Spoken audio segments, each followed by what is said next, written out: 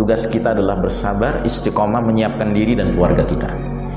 Berharap agar diri dan keluarga kita ini layak dipercaya Allah untuk mudah registrasi mendaftarkan diri menjadi pasukan Al-Mahdi. Itu yang harus kita harapkan Pak sekarang. Nah, jadi saudaraku rahimakumullah, Allah mengatakan orang-orang kafir bikin tipu daya. Apa itu tipu dayanya? Sistem Dajjal. Ya, yang dihancurkan sama Allah. Allah membalas tipu daya mereka itu, dan Allah sebaik-baik pembalas tipu daya. Jadi mereka sudah yakin betul ini, wah teknologi sudah dikuasai, ya kan? Negeri-negeri sudah dipaksakan LGBT, dipaksakan kerusakan-kerusakan lainnya. Begitu Dajjal muncul sudah dia jadi dinobatkan jadi pemimpin. Tapi ternyata sebelum Dajjal muncul, Allah punya rencana lain, dihancurkan teknologi canggih ini, dengan peradaban canggih ini, ya, sehingga mereka gigit jari. Ya. Dan kita umat Islam tinggal menyiapkan diri, ya, berbaris di belakang sang pemimpin, the certified leader, pemimpin yang dapat sertifikasi dari Allah Subhanahu wa Ta'ala.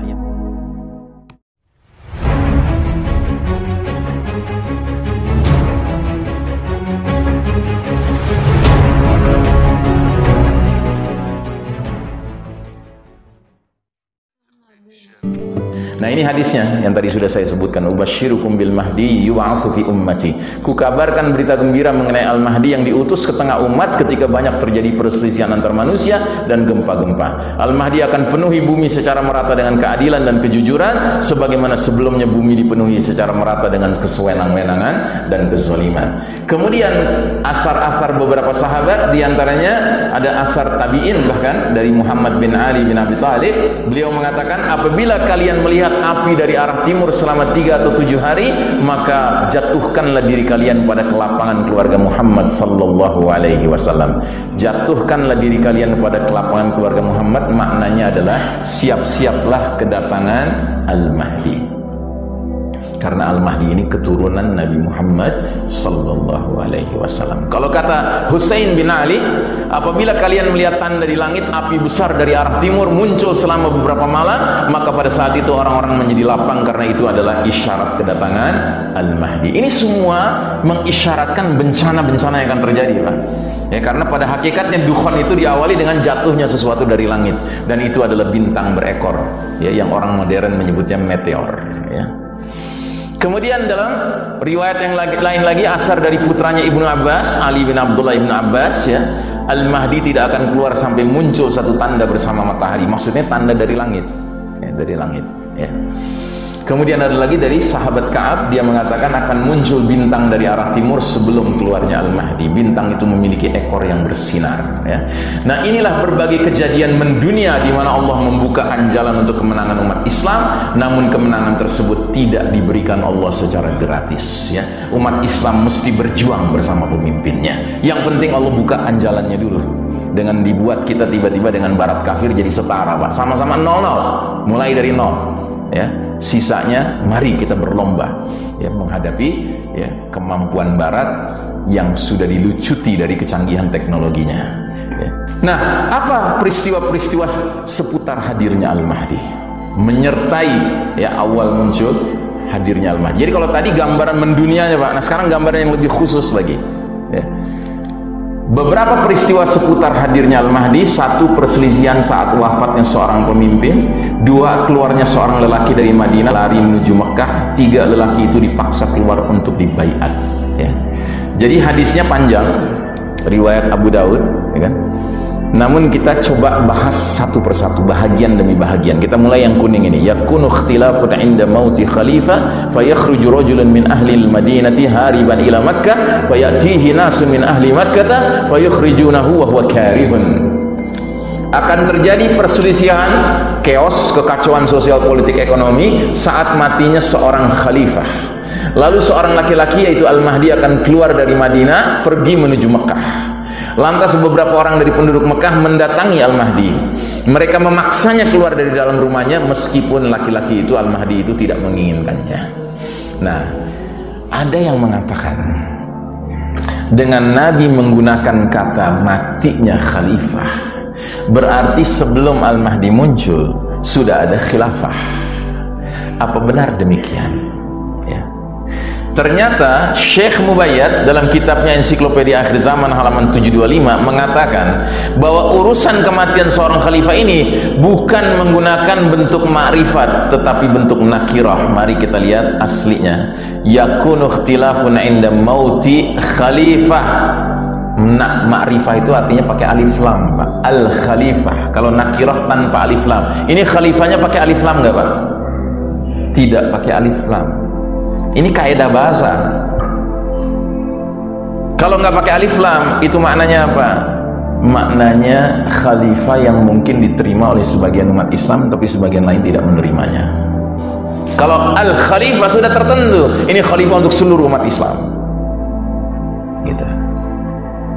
Nah, kira-kira di mana itu adanya yang seperti itu? Yang jelas hadis ini berbicara tentang tempat akan munculnya Al-Mahdi itu berkaitan dengan kota Mekah dan Madinah. Negara mana sekarang yang mencakup Mekah dan Madinah? Arab Saudi. Ya. Kalau disebut khalifah, negara mana hari ini yang secara resmi masih menyatakan syariat Islam berlaku? Arab Saudi. Ya kan? Negara mana sekarang ini yang warganya menganggap rajanya seperti khalifah? Arab Saudi. Ya kan? Negara mana hari ini yang kalau mengangkat pemimpinnya caranya apa? Dibayar. Arab Saudi.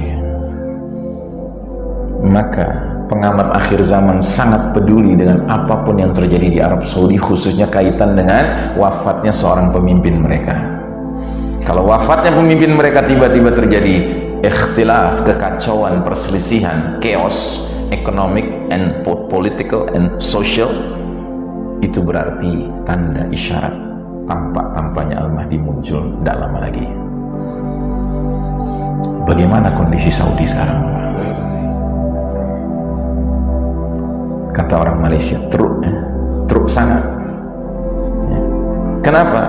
Karena Raja Saudi Salman telah mengangkat putra mahkotanya, anak kandungnya sendiri, inisial MBS, Muhammad bin Salman, dan diberi wewenang kekuasaan yang begitu besar sampai-sampai rakyat Saudi sudah mulai ragu, ini yang raja siapa ini, Salman apa Muhammad bin Salman?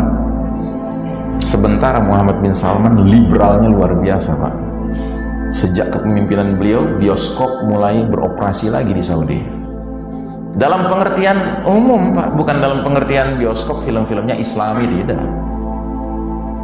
Bioskop dalam pengertian umum, nggak ada pintu khusus rijal, pintu khusus nisa, tidak, campur aduk. Bahkan konser musik sudah terjadi sekarang di Arab Saudi. Yang diundang siapa? Penyanyi-penyanyi barat, Pak, dengan penampilannya seperti di barat juga. Bukan kemudian mereka nyanyi pakai jilbab, tidak. Diskotek bahkan sudah diresmikan. Kapan diresmikannya? Awal musim haji kemarin, Pak. Awal musim haji, jamaah haji dari berbagai penjuru dunia mulai berdatangan, dibuka bioskop, diskotek. Ya. Na'udzubillahimindzalik, ya. Jujur, Pak, para pengamat akhir zaman sangat khawatir kalau Salman meninggal, jangan-jangan hadis ini menjadi kenyataan. Yang berarti apa? Ya. Salman usianya sudah tua atau masih muda, Pak? Ya. Kita nggak mengatakan yang muda pasti meninggal belakangan, ya kan? Yang tua pasti meninggal duluan. Tapi kan ini kita bicara probability loh, Pak. Ya. Nah, jadi saudaraku rahimakumullah, Syekh Mubayyad berpandangan, ya, dia bukan khalifah untuk seluruh kaum muslimin, tetapi dia khalifah untuk sebagian umat Islam, dan itu yang paling mungkin siapa? Raja Arab Saudi. Kita nggak nganggap dia khalifah, kan? Dia bukan khalifah kita, bahkan kita nggak masuk wilayahnya kok. Karena sistem dunia sekarang ini seperti demikian. Nah, jadi saudaraku rahimakumullah, soal perselisihan itu diisyaratkan juga oleh Nabi dalam hadis. Kata Nabi, 3 orang akan saling berbunuhan untuk memperebutkan harta perbendaharaan kalian, mereka semuanya adalah anak khalifah. Dan sistem politik di Arab Saudi, setiap raja Saudi yang angkat dilantik, dibaiat menjadi pemimpin baru, dia berhak memilih 3 putra mahkota. Jadi udah makin mirip, Pak, semakin cocok dengan hadisnya. Terus dari asar Abdullah bin Mas'ud, Abdullah bin Mas'ud mengisyaratkan, siapa ini orang-orang yang memaksa laki-laki Al-Mahdi ini yang lari dari Madinah, dari ke Mekah ya, dipaksa keluar dari rumahnya. Di antara isyaratnya disebutkan oleh Abdullah bin Mas'ud dalam athar mengenai zaman kemunculan Al-Mahdi ya. Apabila perniagaan dan jalan-jalan sudah terputus, ini isyarat teknologi canggih sudah nggak ada, bisnis sudah nggak model sekarang lagi, nggak ada online bisnis lagi ya. Kemudian jalan-jalan sudah terputus, artinya transportasi sudah nggak ada lagi, pesawat udara udah nggak ada ya kan. Akan muncul 7 laki-laki berilmu dari berbagai penjuru dunia tanpa perjanjian lebih dahulu. Tahu-tahu mereka datang aja di Mekah ya. Ketika mereka bertemu satu sama lain, saling bertanya, apa yang mendorong kalian datang ke sini? Mereka menjawab, kami datang untuk mencari orang yang pantas dan capable untuk meredakan fitnah-fitnah ini dengan kedua tangannya. Rupanya Allah sudah menyiapkan 7 ulama. Siapa mereka? Wallahu a'lam bishawab, kita tidak tahu. Tetapi 7 ulama dari berbagai penjuru dunia digerakkan oleh Allah pada waktu yang tahun itu, di musim haji itu, Al-Mahdi bakal dibaiat paksa. Nah, di antaranya 7 orang alim ini. 7 orang alim ini masing-masing punya pengikut 300-an dikatakan. Tidak tahu apa mereka membawa pengikutnya atau mereka berangkat sendiri-sendiri. Tetapi yang pasti ketika Al-Mahdi dibaiat, jumlah pembaiatnya itu ya seperti jumlah pasukan perang Badar, 313 orang.